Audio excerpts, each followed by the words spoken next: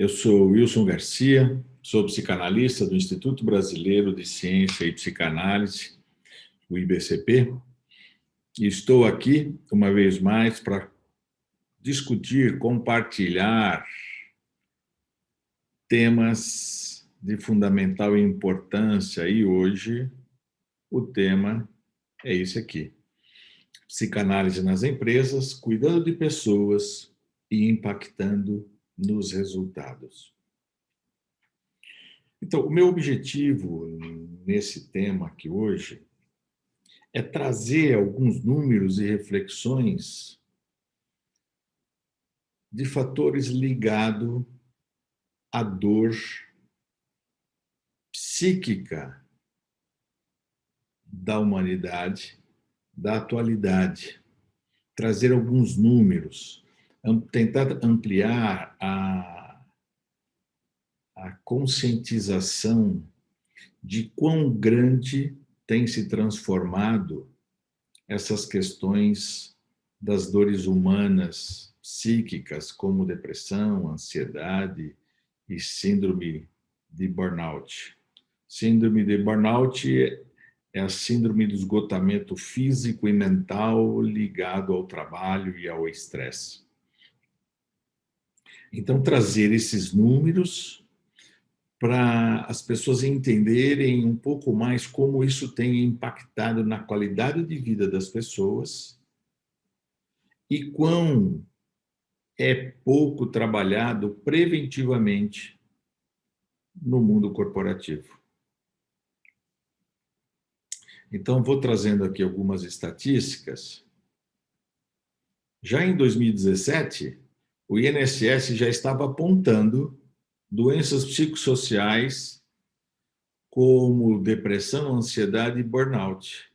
Estava entre as 5 principais causas de afastamento no Brasil. 2017 não tinha pandemia, mas já estava começando a acender uma lanterninha ali. A previsão esse ano é que a depressão se torne, no mundo, a doença mais incapacitante. Quando a gente fala isso, é uma informação assim grande, né? Mais impactante no mundo inteiro. E isso pode estar acontecendo ao nosso redor e ninguém percebe. Porque a depressão ela é uma doença, é uma patologia silenciosa, aonde a pessoa cometida da depressão, dependendo de cada estágio, ela sofre com os gritos silenciosos que ecoam dentro da sua alma. E somente quem está vivenciando sabe dimensão, e quem está à volta não entende. Hoje o Brasil é considerado o campeão de casos da América Latina, com 5,8% da população. A média mundial é 4,4%. Então o Brasil já está acima da média. Está dando indícios que tem algo errado. A cada 45 minutos há uma morte por suicídio, segundo a Organização Mundial da Saúde. Isso dá aproximadamente 11 mil mortes por ano por suicídio. Se ouve falar pouco. Estou trazendo informação de suicídio porque, na sua grande parte, ou quase na sua totalidade de suicídios, ele ocorre em função de uma forte crise depressiva. No Brasil, a cada 45 minutos há uma morte. No mundo, é a cada 40 segundos. Então, é preocupante também. Apenas 37% dos depressivos graves recebem algum tipo de tratamento no Brasil.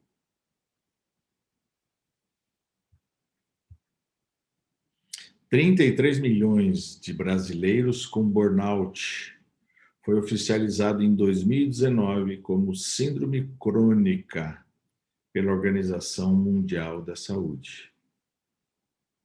Não se falava nisso antigamente.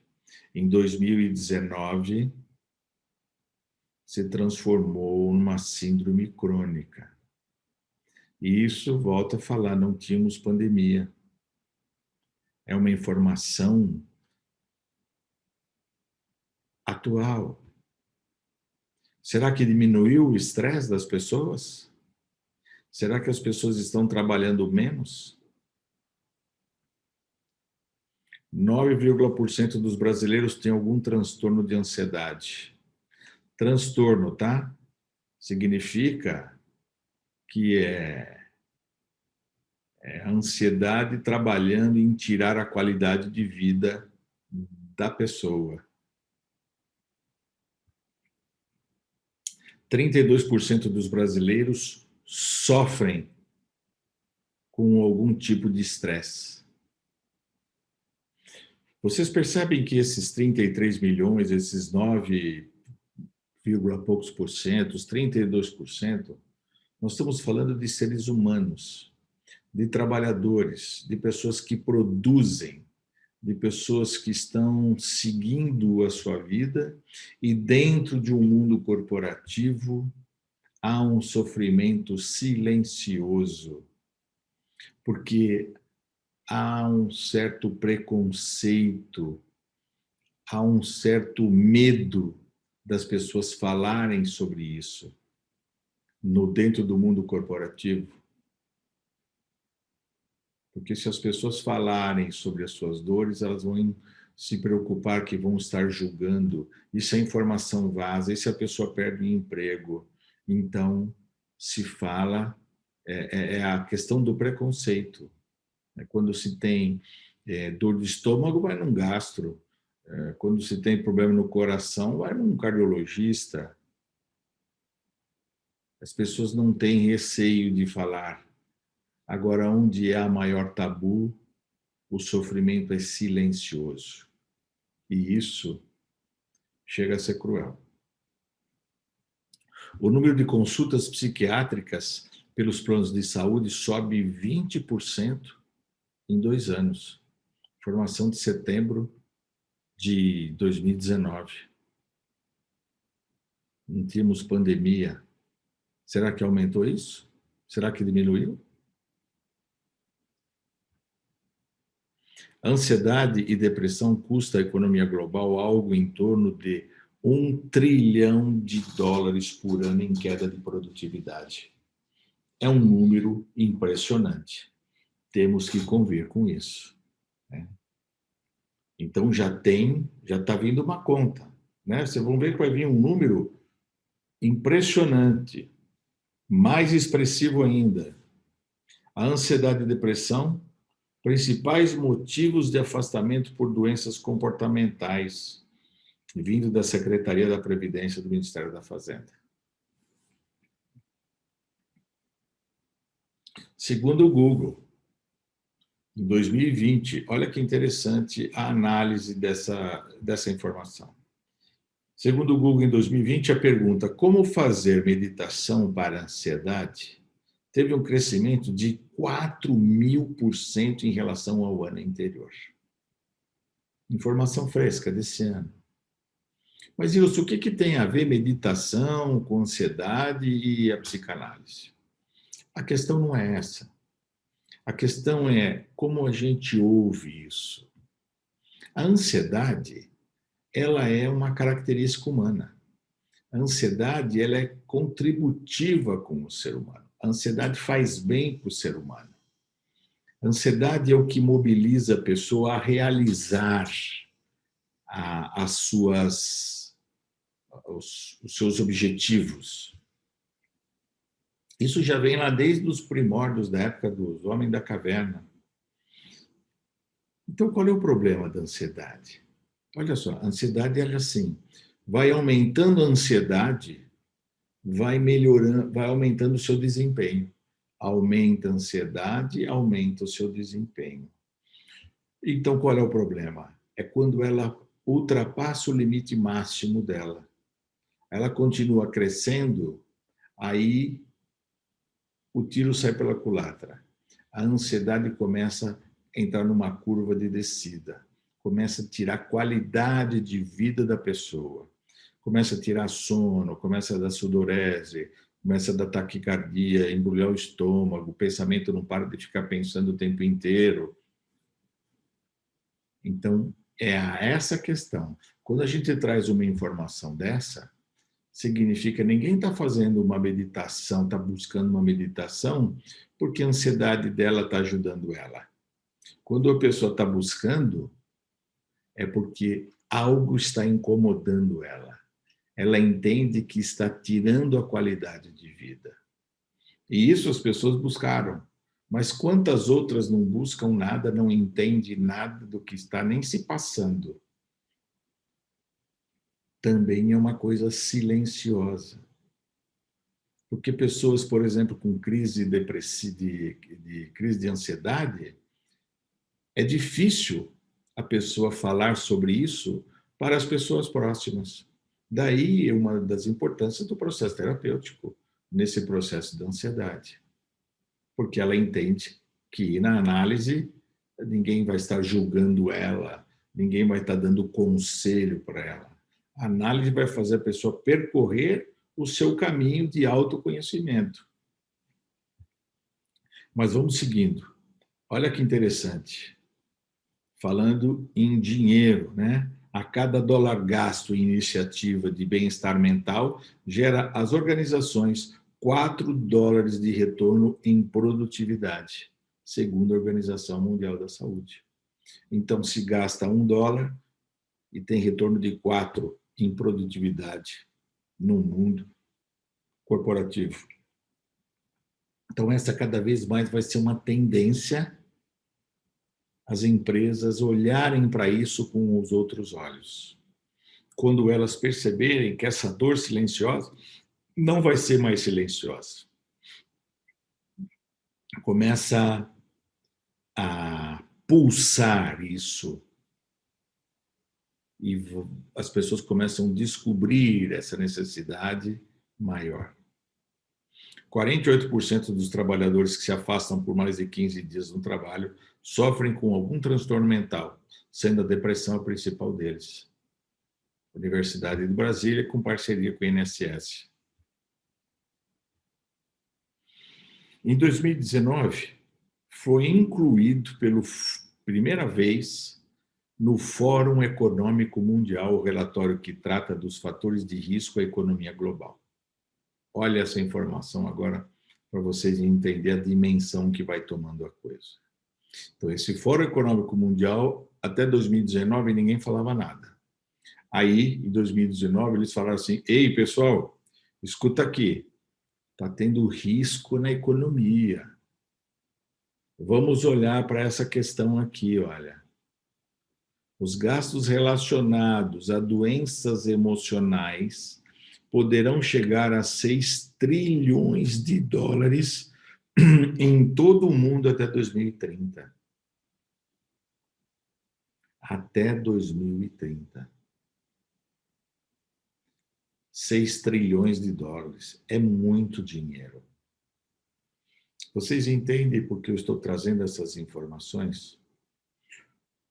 As empresas, as organizações, elas vão começar a olhar para as questões das dores psíquicas humanas, se elas não olharem por uma humanidade, elas vão olhar por uma questão financeira.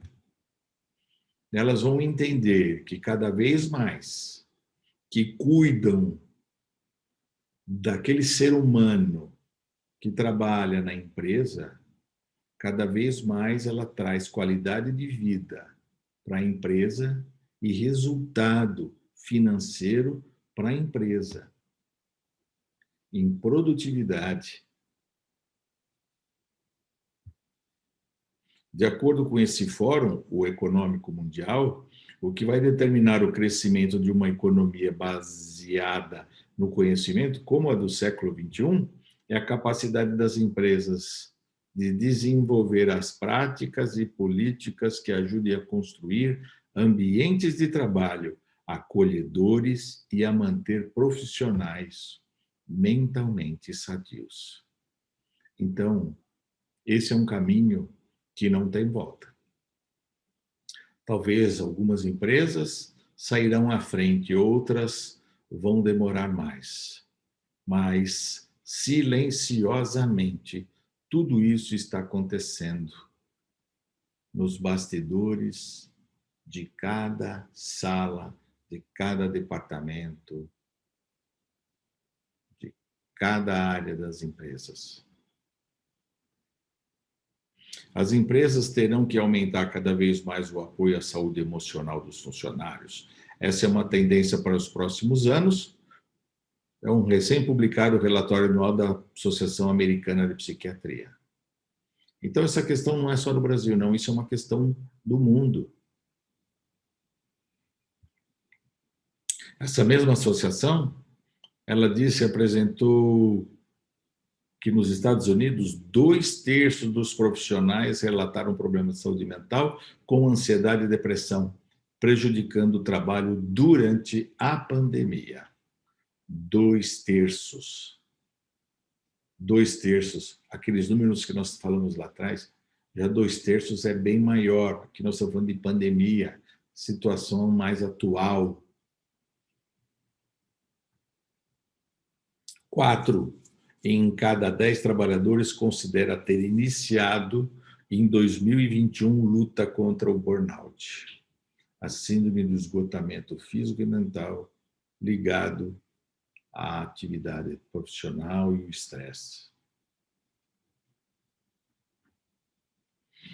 Essa pesquisa que eu vou apresentar aqui agora é uma outra pesquisa que eu tive acesso, que veio dessa Telensis Group, realizado em 2019. O que eles fizeram? Pegaram 1.400 e poucas pessoas, com posições hierárquicas diferentes, empresas e segmentos variados, e fizeram a seguinte pergunta: já sofreu algum transtorno emocional? 49 ansiedade, 44 burnout, 24 depressão e 10 síndrome do pânico. O pânico está ligado à ansiedade, mas tem essa informação aí. O seu trabalho contribuiu para o transtorno? 71% disse sim, fortemente. Quais as situações do trabalho contribuíram para o seu transtorno? 61% pressão por resultado. Isso é uma questão muito comum acontecer hoje no mundo corporativo. Cada vez mais as pressões vão aumentando. A velocidade de informação é mais rápida, né? Os meios de comunicação, as redes sociais. Então, a pressão existe. Carga horária excessiva, 55. Exercer função de outras pessoas, 52. Insatisfação com o clima da empresa, 41. E até assédio moral, 35%. E olha outra informação interessante. Como sua empresa lida com empregados que passaram ou estão passando por transtorno? 32% disse: a área de RH concede licença médica, mas o descontentamento dos chefes é notável. Entende? Isso é uma realidade que vem acontecendo. Então, eu trouxe nesse primeiro momento essas informações para tentar dimensionar como o assunto é sério. Porque nós estamos falando de dores profundas, de sofrimentos psíquicos silenciosos. São pessoas, muitas vezes próximas, que estão sofrendo intensamente e quem está à volta não sabe. e aí a pessoa não fala, e aí vai impactando, né? Sofrimento para a pessoa, qualidade de vida caindo, o seu rendimento piorando, a sua insatisfação, e assim sucessivamente. Então, a sociedade, ela está enferma. Nós estamos se desenvolvendo, a sociedade, em tecnologia, em conhecimento, em coisas, na ciência, de uma forma fantástica, rápida, veloz, mas muitas patologias estão chegando em função de toda essa modernidade. As redes sociais, o mundo do faz de conta, do que as pessoas estão alimentando a sua mente. E como é que a psicanálise pode contribuir no mundo corporativo? Levando informação, esclarecendo às pessoas o que é isso, porque muitas delas não sabem o que está acontecendo com elas. Porque tem estudos de depressão que a pessoa leva 5 anos para descobrir que está com depressão, porque ela vai buscar os médicos de outras áreas. Dor de cabeça, vai no médico, dor na musculatura, está se sentindo muito cansada, prostramento, pensamento muito pessimista, pensamentos mórbidos. E a pessoa não sabe o que é depressão e ela vai indo em médicos, até ela descobrir que ela está com depressão. Por falta o quê? De conhecimento. Se ela tivesse uma noção, um esclarecimento do que é depressão, ou se alguém próxima dela sabe o que é depressão, fica muito mais fácil para poder ajudar, para poder contribuir, para não ficar julgando. Então, a psicanálise nas empresas, ela pode fazer isso, ela pode levar informações do que é ansiedade, do que é depressão, do que é síndrome de burnout. E pode também contribuir nas análises, em facilitar, as empresas facilitarem, proporcionar, criar alternativas de incentivo para que as pessoas possam fazer análises e melhorar a qualidade de vida de cada ser humano que trabalha dentro de uma organização.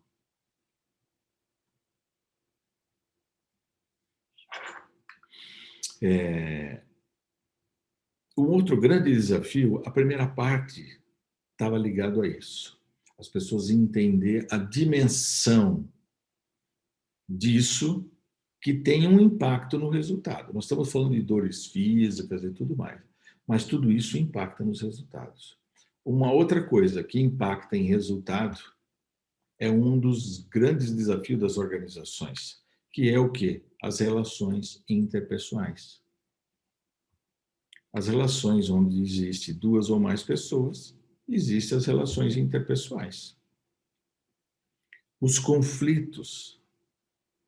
É muito comum haver conflitos nas organizações, das relações, porque são pessoas diferentes, com estudos diferentes, com experiência de vida diferente, com pais diferentes, com histórias diferentes, cultura, valores. E aí é a questão da convivência. Eu vi uma pesquisa de Harvard também, eu já trouxe em alguma outra palestra, se vocês já viram, me desculpe a repetição aqui. É uma pesquisa muito interessante, que ela ocorre, é difícil de acontecer isso. Ela ocorre já há 83 anos.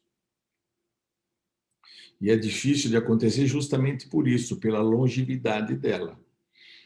E o que é essa pesquisa? Eu tive contato pelo seu quarto diretor. É um psiquiatra americano chamado Robert Aldinger. E ele trazendo sobre essa pesquisa, então de tempos em tempos eles vão mudando a direção para que não tenha não caia a qualidade dessa pesquisa. E o Robert ele traz essa informação seguinte: você imagina que uma pesquisa dessa traz muitas conclusões. Então, o que essa pesquisa eles fizeram? Eles pegaram 700 jovens, metade de Harvard e metade do entorno de Boston, de uma classe social menos abastada. E começaram a acompanhar esses jovens aí. Acompanhar os seus hábitos, seus vícios, exames de sangue, tomografia, ressonância, exames de tudo quanto é coisa, seus relacionamentos, suas separações, mortes, doenças, patologias, enfim, uma infinidade de informações. O próprio Robert ele fala, olha, o número de conclusões são muitas, mas ele traz a seguinte, que a principal conclusão, olha que interessante, a fundamental e a mais importante é que para nos mantermos felizes e saudáveis ao longo da vida, é a qualidade dos nossos relacionamentos que faz uma diferença. Olha só, 83 anos fazendo essa pesquisa. Então, a sacada, todo mundo quer ser feliz, todo mundo quer viver bem, mas será que cuidam das suas relações interpessoais? E ele diz mais, né? Que pessoas mais satisfeitas em seus relacionamentos e mais conectada com o outro, o seu corpo e cérebro permanecem saudáveis por muito mais tempo. Que pessoas devem construir laços com outras pessoas. E importante, principalmente com aquelas que têm desafetos. E aí fica mais difícil. Mas olha só, então isso, mas o que isso tem a ver com o resultado nas empresas? Porque quando há os conflitos, é como se criasse uma barreira entre pessoas, e aí fica um conflito, apesar de ninguém falar que jamais é isso, mas fica uma barreira entre pessoas que afeta o objetivo maior, que é o resultado da organização. Então, é a reflexão. É comum você pegar, por exemplo, numa organização, você falar para uma pessoa do conflito. Qual é o seu conflito com o fulano? Ah, meu conflito é esse, porque a pessoa é assim, assim, assim. Aí você vai e fala com a outra pessoa. Qual o seu problema? Ah, porque a pessoa é assim, assim, assim, assim. Quando você fala com a equipe toda tem um outro posicionamento daquele conflito daquelas pessoas.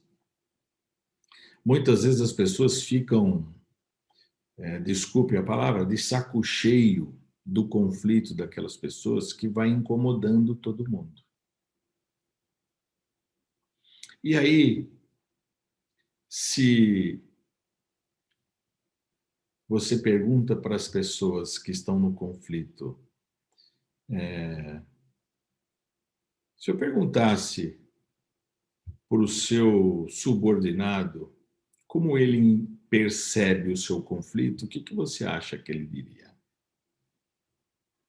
Faz isso a mesma coisa para outra pessoa. Agora você perguntar para a pessoa se a empresa em que você trabalha fosse uma pessoa e fosse perguntado para ela o que a senhora acha do conflito que existe entre fulano e Beltrano, o que ela diria? Você entende que a forma de ver o problema é diferente de quem está envolvido as duas pessoas, de quem está à volta vê aquilo por um ângulo diferente do que aqueles dois, e a empresa, a maior interessada em tudo isso, vê tudo isso de uma forma diferente também.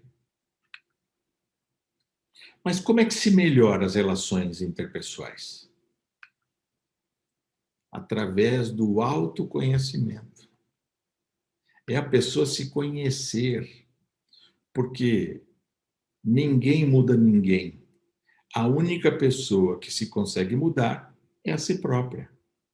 Então, o autoconhecimento, ele vai fazendo as pessoas se conhecer a si próprio, a ter contato com as suas próprias características, com os seus próprios sentimentos, com as suas próprias inclinações. Mas isso é um caminho a percorrer, porque muitas vezes as pessoas não sabem que não sabem. É comum isso na nossa vida.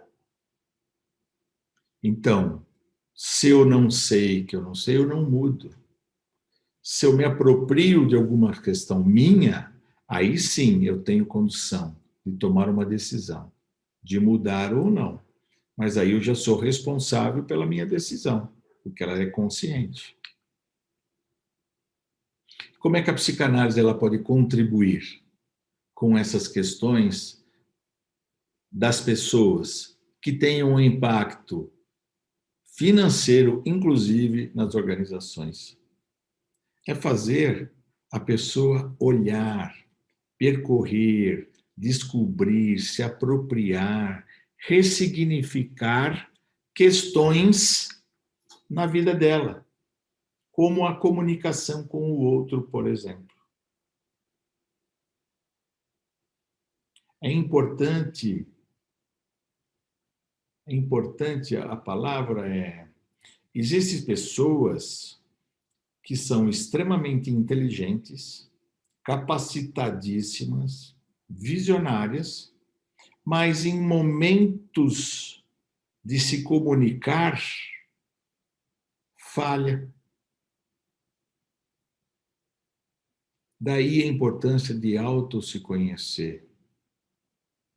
Porque não adianta alguém falar.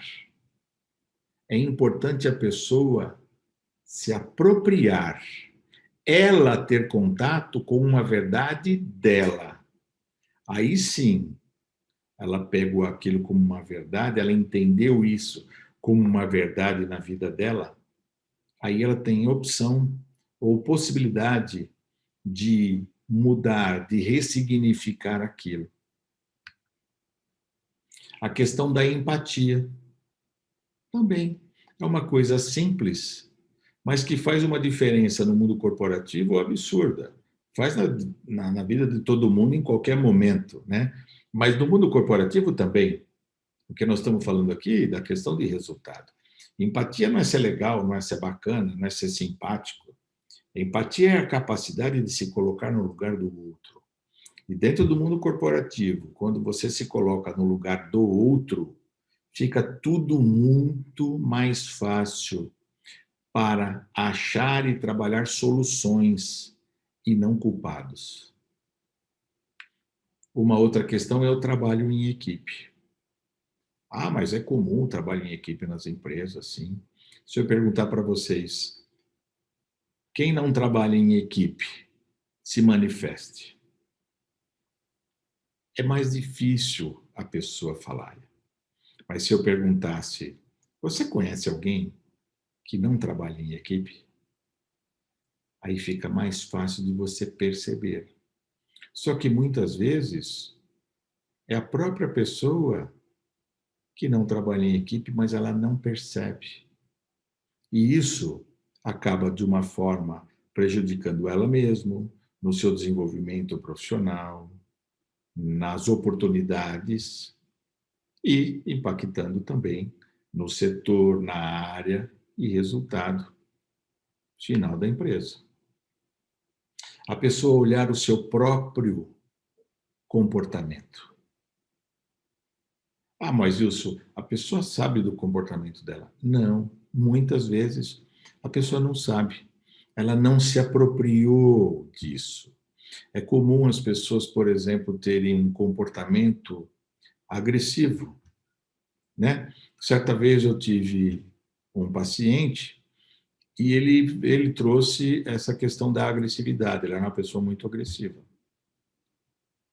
Então, aquelas pessoas sabem que se manifestam assim, talvez vocês vão identificar.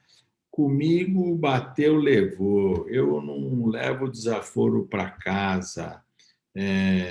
Eu não tenho papa na língua. Se eu tiver que falar, eu já falo mesmo na cara da pessoa. Normalmente, ou muitas dessas pessoas, elas têm isso como uma competência, é uma qualidade isso. A pessoa ela entende que isso é uma qualidade dela. Tudo bem, ninguém vai falar o contrário. Mas quando a pessoa ela passa pelo processo de autoconhecimento, ela pode se apropriar, como ocorreu no caso, a pessoa ela entende ao longo da vida que a agressividade dela distanciou pessoas que ela se relacionava, que a agressividade dela fechou portas das oportunidades profissionais, que a agressividade dela separou ela de pessoas que ela ama. E aí, se ela percebe isso, que era uma repetição na vida dela, essa agressividade, e o quanto ela foi perdendo em função disso, aí ela para, ela reflete, e ela pode ressignificar ou não. Ela pode mudar ou não. Porque quando ela se apropria dessa verdade para ela, aí ela se responsabiliza pela sua decisão. Aí ela pode investir energia para mudar quem ela é ou assumir a responsabilidade da decisão que ela vai tomar, que é permanecer igual agressivo. Entende? É muito mais profundo isso. E agressividade e tantas outras questões. Mas é a pessoa ter contato com o seu próprio comportamento, as suas emoções. É a pessoa ter contato com as suas emoções. O ser humano ele é treinado desde pequeno a não ter o contato com as suas emoções, né? Você pega, vamos dizer, inveja. Inveja é uma questão humana. Então, desde pequenininhos já são treinados. Não, inveja é feio, inveja é pecado, inveja o papai do céu castiga, enfim. E aí a pessoa tem a inveja. Aí o que ela faz? Então ela reprime, ela não olha para isso. Então a inveja é do ser humano. A questão é a inveja não passar de limites. Aí começa a tirar a sua qualidade de vida, as suas relações, impactando um monte dessas, dessas tratativas, né? É você ver as suas emoções, é você não descontar as suas frustrações. Por exemplo, é comum a pessoa estar trabalhando, toma uma dura do seu líder e aí a pessoa fica quietinha, sai da sala do líder com uma raiva, um ódio interno muito grande, vontade de falar um monte de verdade para o chefe dela, o líder dela. Aí não faz isso. O que ela faz? Ela desloca. Isso é um mecanismo de defesa que na psicanálise estuda. Existe um deslocamento. Então, o que ela vai fazer? Essa agressividade, ela vai agredir a primeira pessoa com autoridade inferior a dela aos olhos dela. Então, pode ser uma secretária, pode ser o assessorista, quando não leva para casa. A esposa, o marido e até o cachorro toma, às vezes, um chute pagando o pato daquela dura que a pessoa levou. Então, se ela não olha para isso, ela não percebe, ela não tem contato, ela pode criar ciclos de repetição de comportamento. Então, ela toma uma bagaçada lá e vai espanar, vai descarregar isso em outras pessoas. E isso impacta na sua qualidade de vida, da sua família, dos seus amigos, dos seus subordinados e assim sucessivamente. E as pessoas olharem para suas emoções negativas, está tudo bem. É comum as pessoas terem raiva, terem medo, terem inveja. Mas a questão é não esconder isso de si próprio. Olhar, porque aí você começa a se conhecer mais. Né? Uma outra questão que a psicanálise pode contribuir é a questão da autoconfiança. Né? A pessoa olhar, percorrer, descobrir, se apropriar, ressignificar a questões da autoconfiança. E isso tem um impacto também no mundo corporativo, que acaba, no final, impactando em resultados também. Pessoas com autoconfiança baixa normalmente têm uma baixa autoestima. A pessoa com a baixa autoestima, ela depende muito da opinião dos outros. Ela tem dificuldade de expressar a sua própria opinião. E quando isso ocorre, quem perde? A equipe, o setor, a empresa, porque a pessoa acaba deixando de contribuir com a sua competência, com a sua diferença, com a sua criatividade, que com certeza ela tem. A lidar com a pressão é outro item. Hoje, como nós falamos, a pressão ela é muito comum no mundo corporativo. E a pressão ela é intensa. Mas você vai mudar as empresas a não ter pressão? É mais difícil. Mas você pode começar a entender como você age na pressão. Como você vai lidar com a pressão. Porque se você não entende, o que você faz? Você represa isso dentro de você e aí vai trazendo essas questões. A ansiedade, pânico, síndrome de burnout, depressão. Por isso que tem que olhar para si próprio, se conhecer, aprender a lidar com você mesmo. E o medo de se expressar. Isso para algumas pessoas é muito tranquilo, mas para outras pessoas também. O medo de se expressar. Tem pessoas que têm verdadeiro pânico. Pessoas que choram, que fogem, pessoas que se sabotam para não ter que se expressar e perdem oportunidades fantásticas, porque ela era reconhecida em suas competências, mas o medo falou mais alto e atrapalhou para o seu próprio desenvolvimento. Então, eu quero falar para vocês que a psicanálise, ela é,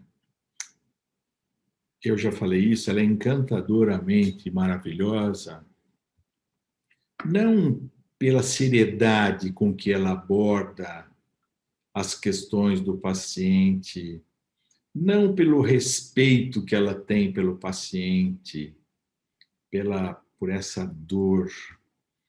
Ela é encantadoramente maravilhosa porque ela contribui demais nessa questão do autoconhecimento das pessoas, na contribuição do contato com as suas emoções, no autocontrole A pessoa olhar para essa questão do seu autocontrole, pela oportunidade de ela se reinventar. Olha que coisa maravilhosa.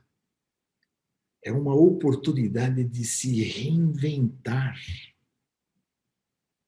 Você não consegue mudar o seu passado, mas você tem na mão toda a ferramenta para que você faça um futuro grandioso, utilizando as suas qualidades, as suas competências, que com certeza são muitas, porque todo mundo as tem.